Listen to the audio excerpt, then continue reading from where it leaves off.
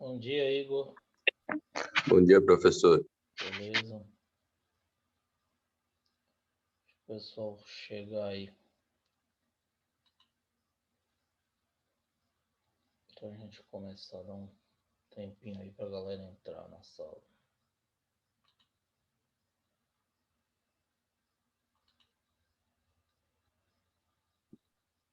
Bom dia, Ana Clara. Bom dia.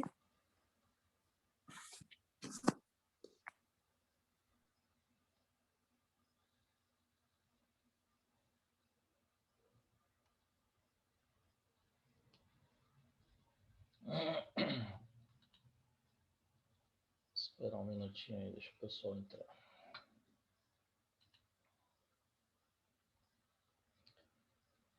Acordar primeiro, né? Com esse friozinho. Bom dia, Maria Eduarda. Bom dia, professor. Todo mundo com voz de sono. Parece até que estava dormindo. Com esse frio, hein? Acordar para assistir a aula é duro, né? Fala não. Mas não tem jeito. A gente ainda tá ganhando meia hora, hein? Se estivesse na escola presencial, 7 horas já tava lá, já tinha que ter acordado mais cedo ainda. Só que quando a gente fica em casa, a gente acaba ficando mais relaxado.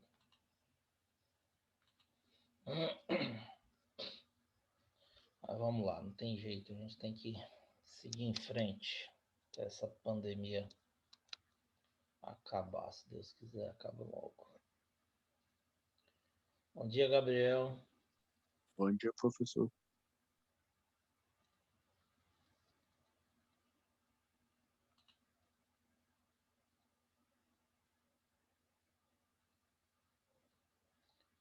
Bom dia, Hugo.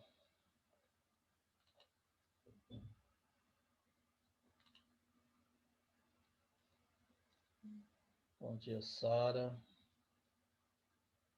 Bom dia, professor. Bom dia, Pedro.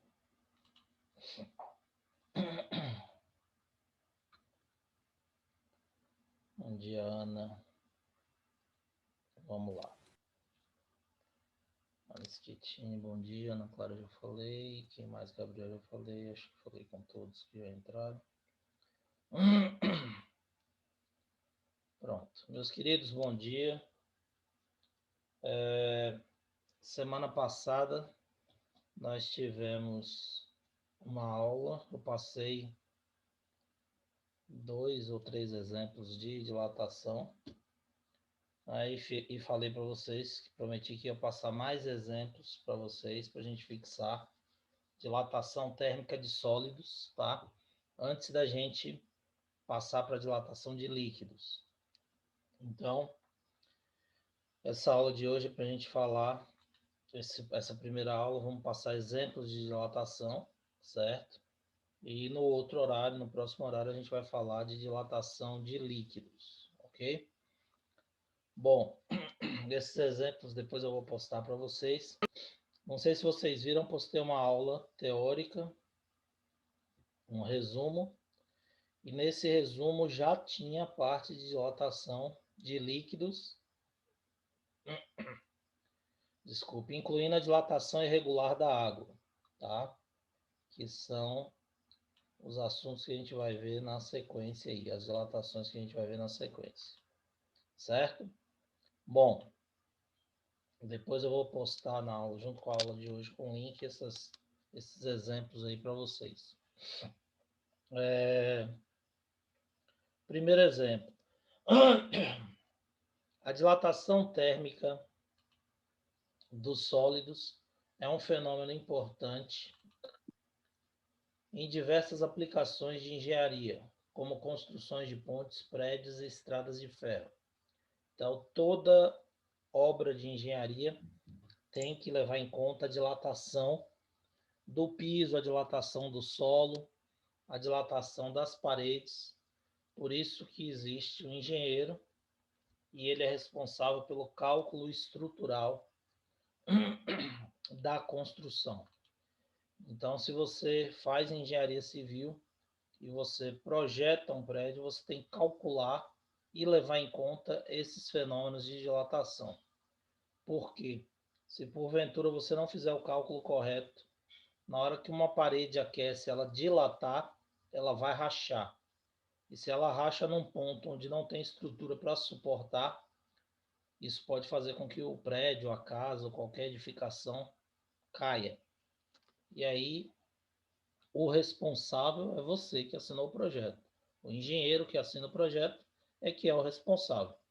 Então, você precisa tomar cuidado quando for fazer esses projetos, quem for fazer engenharia lá, trabalhar com a área de engenharia, para poder compensar essa dilatação, certo? A dilatação é um fenômeno que existe e é importante, tem muita aplicação prática, principalmente nessa parte de construção. Considere, no caso, os trilhos de trem serem feitos de aço, cujo coeficiente de dilatação alfa, 11 vezes 10 a menos 6, grau centígrado a menos 1. Se a 10 graus o comprimento do trilho é de 30 metros, de quanto aumentaria o seu comprimento se a temperatura aumentasse para 40 graus Celsius? Então, veja bem, o trilho tem 30 metros, ele dá o coeficiente de dilatação do material, que é feito o trilho é feito de aço, e a variação de temperatura. Pede para você calcular quanto aumentaria.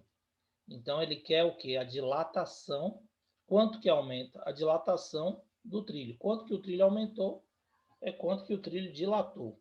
Então, nós vamos calcular a dilatação linear do trilho. Ah, professor, por que a dilatação linear? Porque ele está dando o comprimento do trilho, comprimento linear, está em metros, e está pedindo o aumento desse comprimento. Então, você vai calcular a dilatação linear. Nós vimos que a dilatação linear é ΔL igual a LO vezes alfa vezes ΔT. Comprimento inicial vezes o coeficiente de dilatação linear vezes a variação de temperatura. Essa é a dilatação de um corpo sólido, certo? Bom, ΔL vai ser qual o comprimento inicial do trilho? 30 metros. Qual o coeficiente de dilatação linear? Coeficiente de dilatação linear, o alfa. Ele já deu o alfa, ó. 11 vezes 10 a menos 6. Então, você vai botar aqui 11 vezes 10 a menos 6.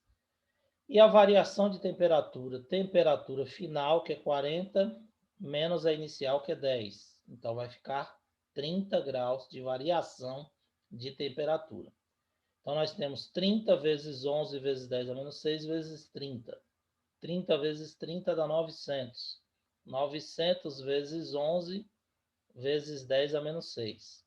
900 vezes 11 dá 9.900.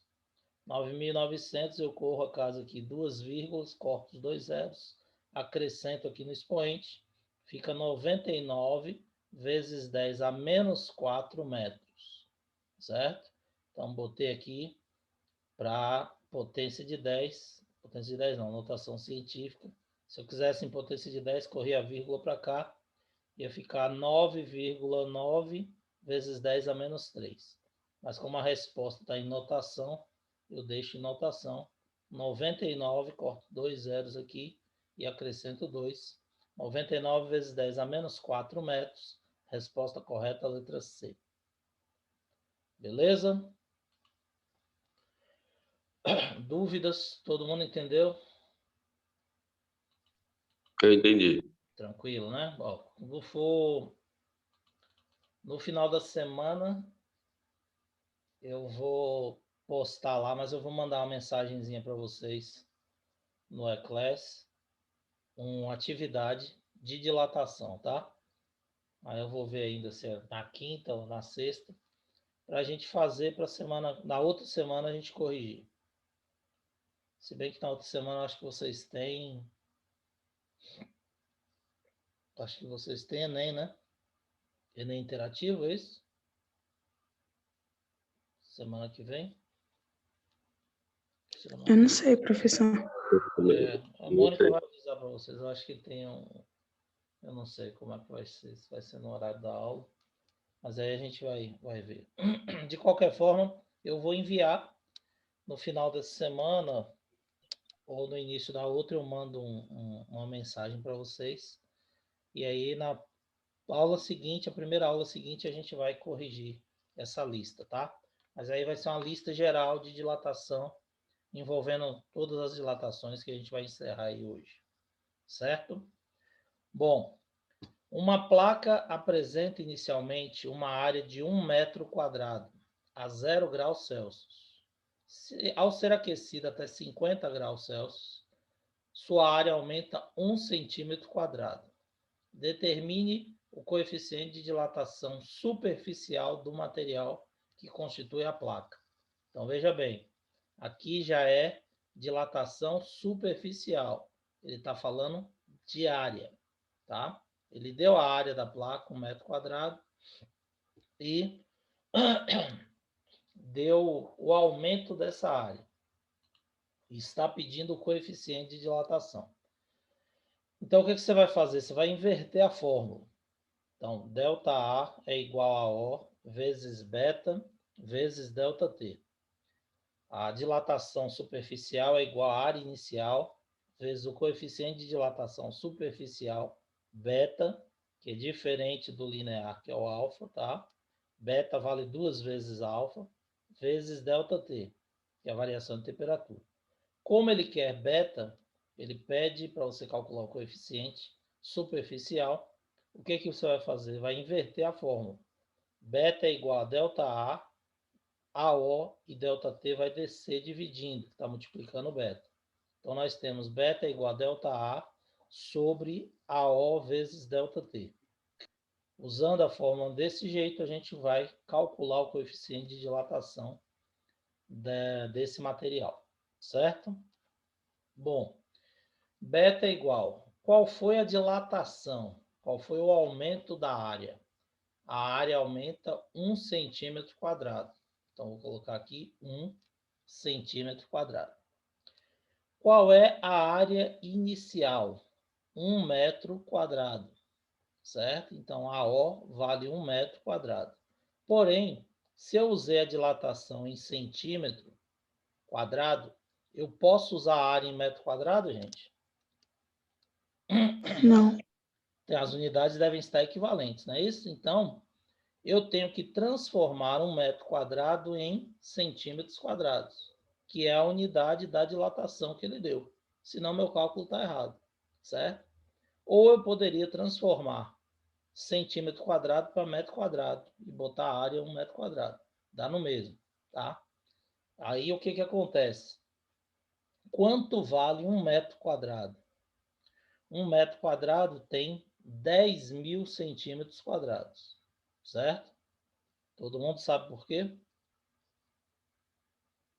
1 metro quadrado são 10.000 centímetros quadrados. Todo mundo sabe? Sim. Beleza. Então, 1 metro quadrado vai ser 1 metro. Aqui, ó. Ave Maria, escrever com esse negócio é péssimo. 1 metro por 1 metro, certo? 1 metro por 1 metro é o nosso metro quadrado. 1 metro tem 100 centímetros, então 100 vezes 100, 10.000. Significa dizer que 1 metro quadrado tem 10.000 centímetros quadrados.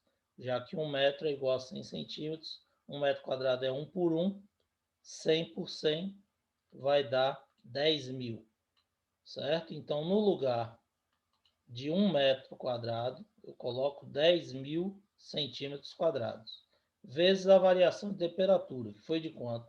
De 0 para 50, 50 graus Celsius, certo? Então, vai ficar 1 dividido por 500.000. Você vai pegar 50 vezes 10.000. Então, 1 dividido por 500.000, nós teremos 0,2 0,00002, certo? 1 dividido por 500 mil vai dar esse número aqui, 0,000002. São 6 casas após a vírgula. Aí você bota em potência de 10, que é o padrão. Observe que o coeficiente ele dá em notação científica ou em potência de 10, sempre. Aí você vai jogar aqui para a potência de 10, corre a vírgula para cá, e aí você vai ter 2 vezes 10 a menos, quantas casas você correu a vírgula? 6. 2 vezes 10 a menos 6, grau centígrado a menos 1. Esse é o coeficiente de dilatação superficial do material, que é o nosso beta. Ok? Todo mundo entendeu? Dúvidas, meu povo? Nenhuma. Beleza. Agora, detalhe importante. O que ele faz constantemente, principalmente nas provas de vestibulares? Ele passa essa questão aqui, tá? Igualzinha, e aí ele bota para você determinar o coeficiente de dilatação linear do material. O coeficiente de dilatação linear é o alfa, tá? Aí, na pressa, a maioria dos alunos respondem, calcula o coeficiente superficial e com certeza lá na resposta vai ter alternativa indicando isso aqui, certo? E aí você vai na pressa marcar errado. Então, leia atentamente a pergunta, porque ele bota lá, dilatação linear. Aí o que você tem que fazer? Faz esse cálculo exatamente igual a esse, tá? Do mesmo jeito. E depois, quando chegar aqui no final, é que você calcula. Porque você sabe que beta vale 2 vezes alfa. Se ele pediu alfa, é só pegar o beta e dividir por 2. Então, você vai ter que o coeficiente de dilatação linear desse material, alfa é igual a 1 vezes 10 a menos 6 graus centígrados a menos 1. Então, é muito mais fácil a gente calcular depois, transformar depois, que fez o cálculo do beta, você calcular o alfa, que é o coeficiente de dilatação linear. Beleza? Então prestem bastante atenção, ele adora fazer isso. Nos vestibulares ele sempre faz isso. Dá a dilatação superficial e pede o coeficiente linear, ou às vezes ele dá o linear e pede o volumétrico, e aí ele vai fazendo essas alterações para que você possa se confundir. Então cuidado com isso aí, beleza?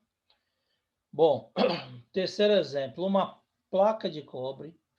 Existe um furo circular que a 20 graus apresenta uma área de 200 milímetros quadrados. Qual o acréscimo da área do furo quando a sua temperatura sobe para 220 graus Celsius? Ele já dá o coeficiente de dilatação linear, beta, que vale 34 vezes 10 a menos 6 graus centígrados a menos 1. Certo? Desculpe. Então, aqui é mais fácil. Ele pede para você calcular a dilatação. Então, você vai calcular a dilatação ΔA já direto, sem ter que inverter a fórmula. ΔA é igual a O vezes beta vezes ΔT. Então, a dilatação superficial é igual à área inicial vezes o coeficiente de dilatação superficial vezes a variação de temperatura. ΔA é igual. Qual a área inicial? O furo tem área de 200 milímetros quadrados. Então, 200 milímetros quadrados é a área inicial. Beta é o coeficiente de dilatação superficial. Ele já deu o coeficiente de dilatação superficial. Certo? Então, 34 vezes 10 a menos 6 é o coeficiente de dilatação superficial. E a variação de temperatura, 220 menos 20, está passando de 20 graus para 220 graus. Então, nós teremos 200 graus de variação de temperatura. 200 vezes 200 dá 40 mil, tá? 40 mil vezes 34 vezes 10 a menos 6. Aqui eu posso multiplicar, independente da ordem, porque é produto, né? A ordem dos fatores não vai alterar o produto. Então, eu pego 200 vezes 200, 40 mil, vezes 34 vezes 10 a menos 6.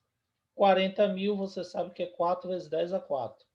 Aí eu multiplico número com número, conservo a base e somos expoentes. Então, 4 vezes 34 dá 136. Conservo a base 10. 4 mais menos 6 fica menos 2. Então, 136 vezes 10 a menos 2. 10 a menos 2 é 1. 1 sobre 100. 136 dividido por 100 dá 1,36. 1,36 o quê? Milímetros quadrados. Por quê, professor? Eu coloquei a área em milímetros quadrados. Então, se eu coloquei em milímetro quadrado, eu estou achando em milímetro quadrado. Se eu colocar centímetros quadrados aqui a área inicial, eu vou calcular em centímetros quadrados. Se tiver em metro quadrado, eu calculo em metro quadrado. Então, outro detalhe importante. Não precisa você colocar numa unidade padrão o comprimento, ou a área, ou o volume.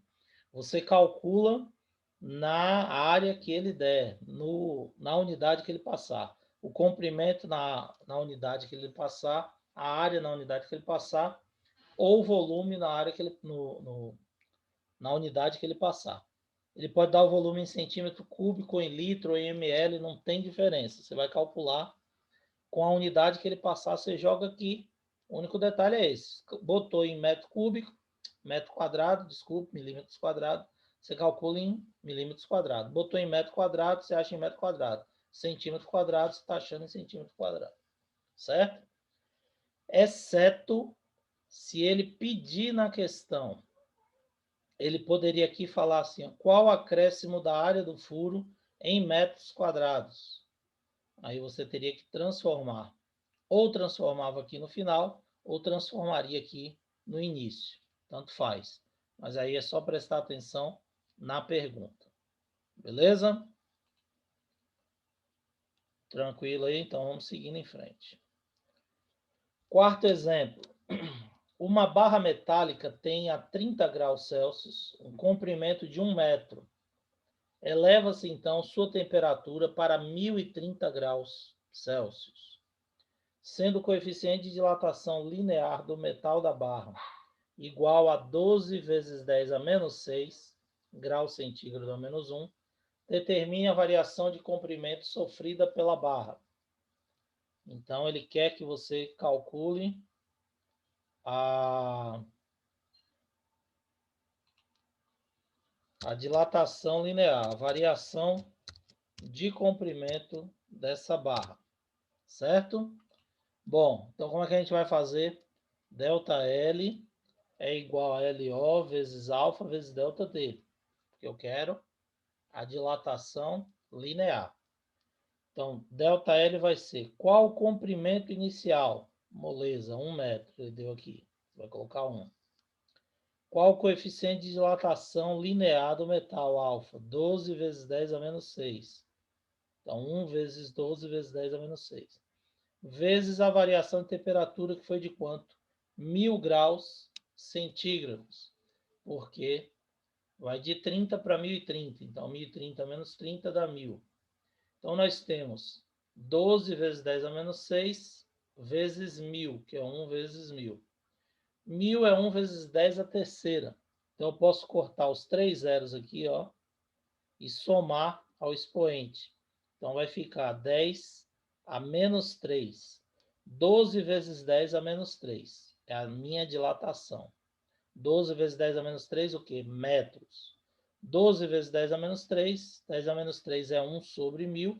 Então, fica 12 dividido por 1000, que dá 0,012 metros de dilatação linear. Então, a barra de 1 metro, quando aquece 1000 graus, ela vai sofrer uma dilatação de 0,012 metros. Por isso que eu disse para vocês lá no início, a dilatação, na maioria das vezes, ela não é perceptível a olho nu. Imagine, a barra tem 1 metro só, 100 centímetros, 1 metro, tá? Não é uma distância muito grande. Então, 1 metro, ela vai dilatar aqui, ó, se aquecer 1000 graus, ela vai aumentar 1,2, 1 centímetro e 2 milímetros. Vai ser a dilatação. Então, se você tem uma barra menor, você nem vai conseguir visualizar essa dilatação, como eu disse para vocês. Ela ocorre a nível microscópico, tá? Então, a resposta dá 0,012 metros. 1 centímetro e 2 milímetros aproximadamente. Ok? Quinto exemplo. Um trilho de ferro com 20 metros de comprimento a 10 graus é aquecido até 110 graus Celsius, sofrendo um acréscimo de 2,2 centímetros em seu comprimento. Qual é o valor do coeficiente de dilatação linear do ferro? Então, semelhante àquele segundo exemplo lá, que ele pediu beta, coeficiente de dilatação superficial, aqui ele está pedindo coeficiente de dilatação linear, o alfa. Então, vai pegar ΔL é igual a LO vezes alfa vezes ΔT. Vamos inverter a fórmula, porque eu quero achar o alfa. Então, alfa vai ficar ΔL sobre LO vezes ΔT, que está multiplicando o alfa, passa dividindo.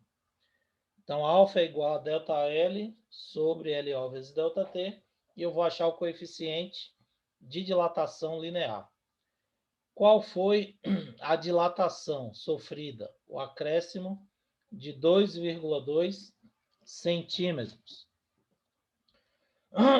Desculpe. Então, nós temos 2,2 centímetros a dilatação.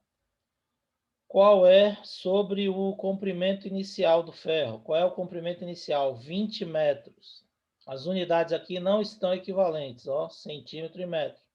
Então, eu tenho que transformar 20 metros para centímetros, já que eu botei 2,2 centímetros aqui. Então, 1 metro 100 centímetros, 20 metros, 2.000 centímetros. Então, no lugar de LO, 2.000 centímetros, tá? Vezes a variação de temperatura, que foi 110 menos 10, 100 graus Celsius, ou 100 graus centígrados. Bom, e agora? Multiplico 2.000 vezes 100, 200 mil.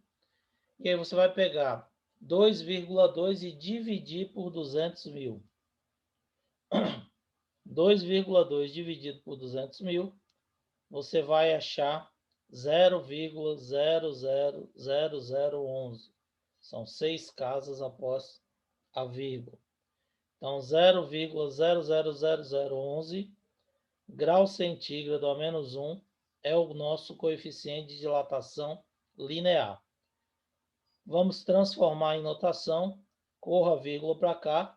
Fica 11 vezes 10 a menos 6 graus centígrados a menos 1. Certo? Então, esse é o coeficiente de dilatação linear. Tem que transformar sempre para potência ou notação, Carlos? É bom, porque o padrão dos coeficientes é estarem sempre em notação ou potência de 10. Como aqui, ó. Coeficiente de dilatação 14 vezes 10 a menos 6. 12 vezes 10 a menos 6. 34 vezes 10 a menos 6. E aí vai, ó. 11 vezes 10 a menos 6. Então, o padrão é o coeficiente de dilatação, está em notação científica. E aí, se ele pedir para você calcular, com certeza as alternativas vão estar em notação ou potência de 10. Então, vocês vão ter que transformar para poder assinalar a resposta correta. Carlos, mas se chegar numa prova sua, você botar uma questão dessa aberta e eu colocar isso aqui, 0,000011 graus centígrado a menos 1. Se eu colocar a unidade aqui e a questão for aberta, a resposta está correta. Então, não precisa você transformar. Agora, eu sugiro que vocês sempre transformem, porque aí você já está treinando a potência de 10, que vocês vão usar muito nos vestibulares, não só em física, como em outras matérias também, tá? E o padrão das alternativas vai estar sempre em potência de 10 em notação, então é bom vocês já fazerem dessa forma, que já vai gravando e na prática vocês já vão achando mais facilidade em passar para a potência de 10, tá certo? Bom, sexto exemplo. Sexto, isso. Uma estatueta de ouro foi aquecida de 25 a 75 graus Celsius, observando-se um aumento de 2,1 centímetro cúbico em seu volume, sendo 14 vezes 10 a menos 6 graus centígrados a menos 1, o coeficiente de dilatação linear do ouro. Qual era o volume inicial da estatueta? Então, dilatação volumétrica é igual a VO vezes gama vezes ΔT. Gama é o coeficiente de dilatação volumétrica do ouro. Ele está pedindo volume, então você vai para a dilatação volumétrica. ΔV é igual a VO vezes gama vezes ΔT. Beleza. Porém, ele está pedindo o volume inicial. Então, ele não está pedindo ΔV, ele já deu ΔV, que foi 2,1, e está pedindo o volume inicial, tá?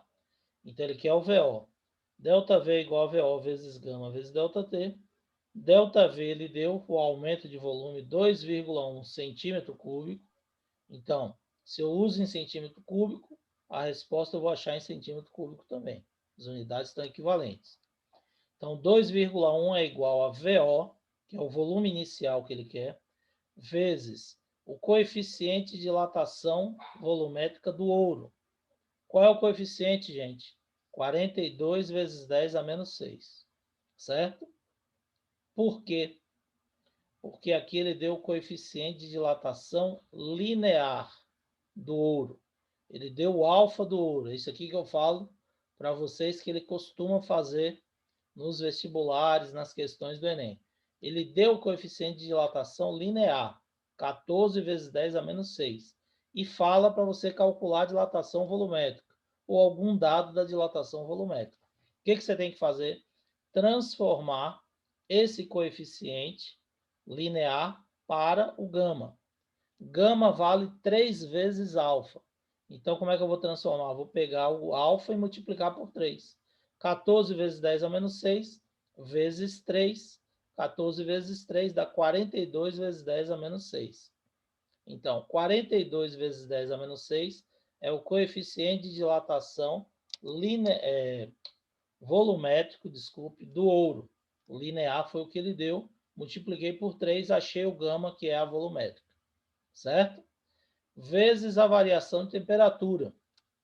Variação de temperatura, 75 menos 25, 50 graus Celsius.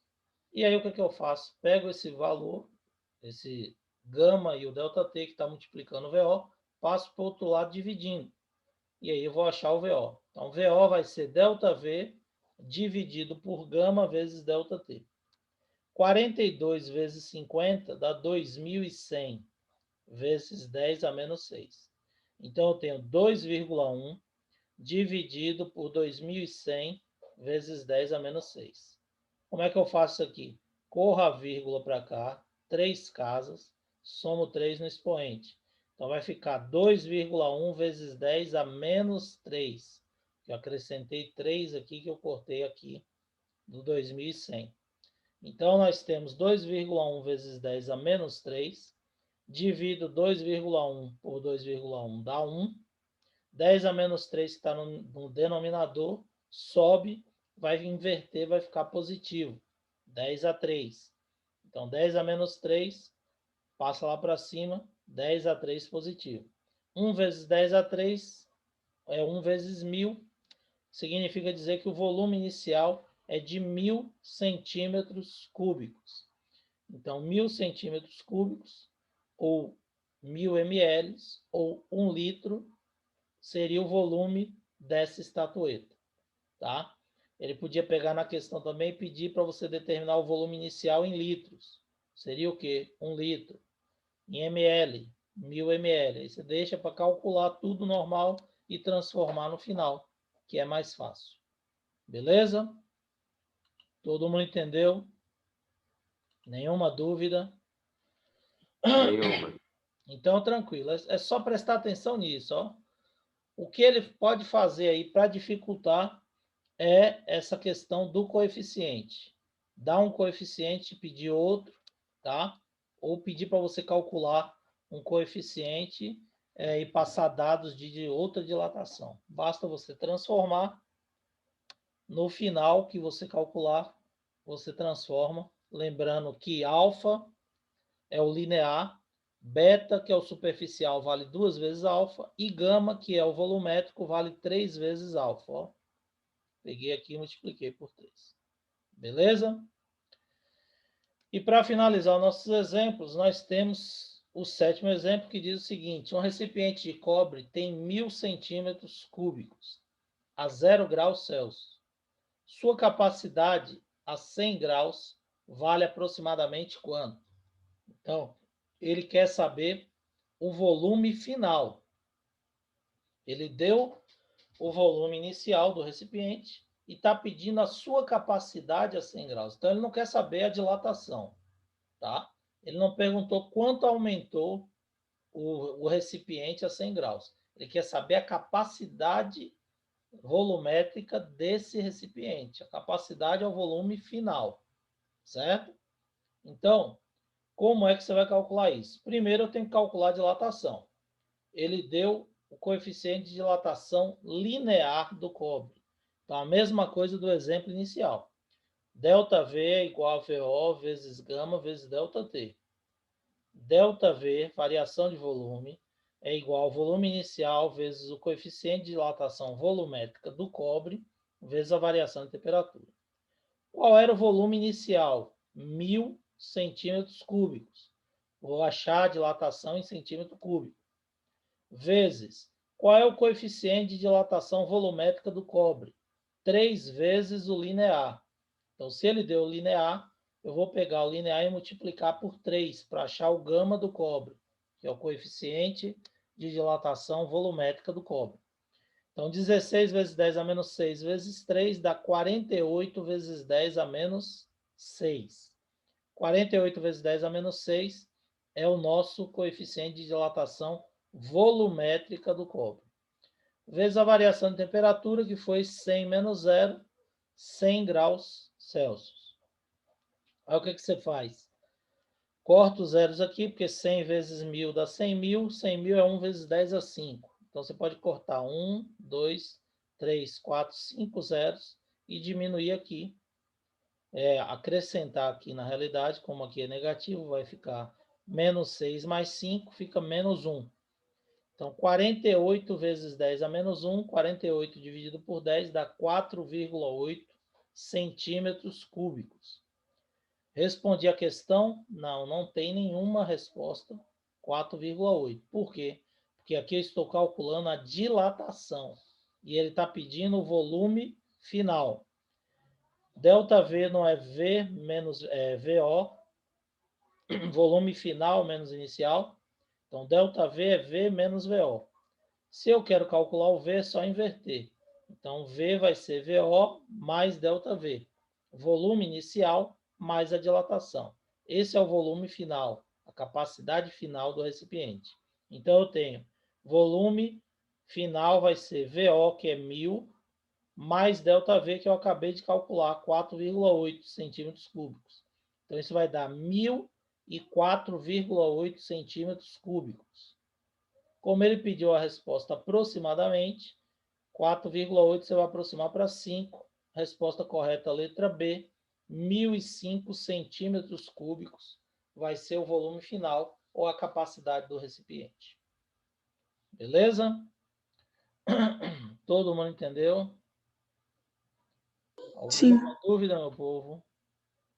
Então, joia, nosso tempo está acabando. Eu vou postar lá junto com o link da aula, esses exemplos no eClass, tá? E daqui a pouquinho, 8h20, a gente volta para falar de dilatação volumétrica e dilatação irregular da água. Beleza? Daqui a pouquinho a gente volta. Não esqueça de entrar na aula, ligar as câmeras na hora da chamada, tá bom? Vai ter chamada daqui a pouquinho. Valeu, até daqui a pouco. Tchau, tchau. Um abraço, até já. Tchau, tchau.